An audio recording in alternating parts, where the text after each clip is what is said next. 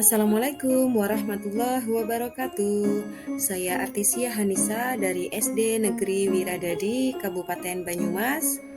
Pada BIMTEK Pemimpin Merdeka Belajar Angkatan 3, saya akan menjelaskan mengenai pemimpin merdeka belajar.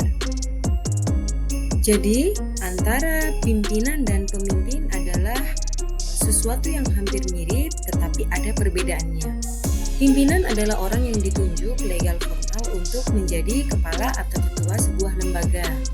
Pimpinan bukan pemimpin, tetapi orang yang memimpin, yang membawa tim atau organisasi dari kondisi awal menuju kondisi tujuan. Ada banyak pimpinan yang tidak pernah membawa tim atau organisasinya ke tujuan. Sebaliknya, ada banyak pemimpin yang tidak menempati posisi pimpinan, tapi mereka bisa membawa tim organisasinya menuju kondisi tujuan. Tentu ada juga pemimpin yang menjadi pimpinan. Untuk konsep pemimpin dan pimpinan itu sangat mirip, sangat beriringan.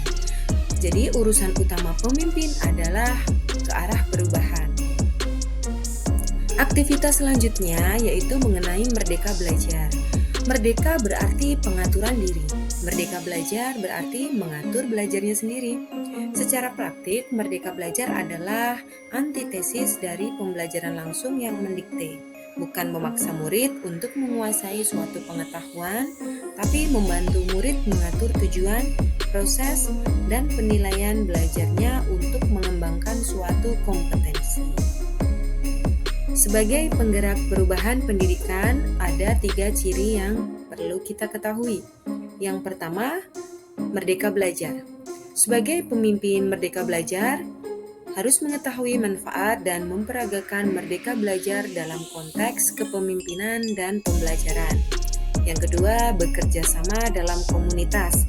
Peran penggerak perubahan adalah penghubung antara ide dan praktik merdeka belajar dengan komunitas pendidik.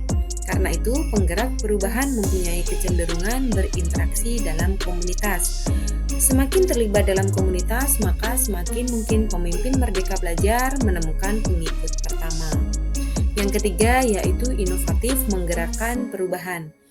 Ciri ketiga ini adalah upaya menghubungkan antara ide dan praktik merdeka belajar dengan komunitas pendidik. Upaya menghubungkan merdeka belajar dengan komunitas bukan hal yang mudah, butuh kemampuan melakukan penyesuaian dan bila perlu melakukan inovasi. Kita bisa merefleksikan ketiga ciri tersebut kepada kebiasaan kita.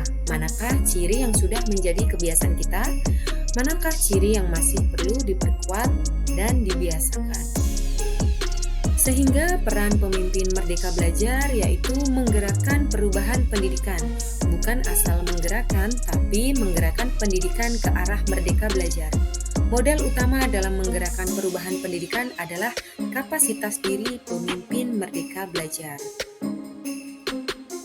Berikut ini adalah kanvas pemimpin merdeka belajar dari masa lalu, tantangan, masa kini, dan masa yang akan datang. Berikut merupakan kanvas refleksi pemimpin merdeka belajar dari keadaan dulu hingga keadaan sekarang. Dari keadaan dulu, banyak miskonsepsi yang saya alami dari segi belajar, pembelajaran, dan pengembangan diri. Untuk keadaan sekarang, saya akan membuat rencana belajar, rencana perubahan pembelajaran, dan rencana pengembangan diri.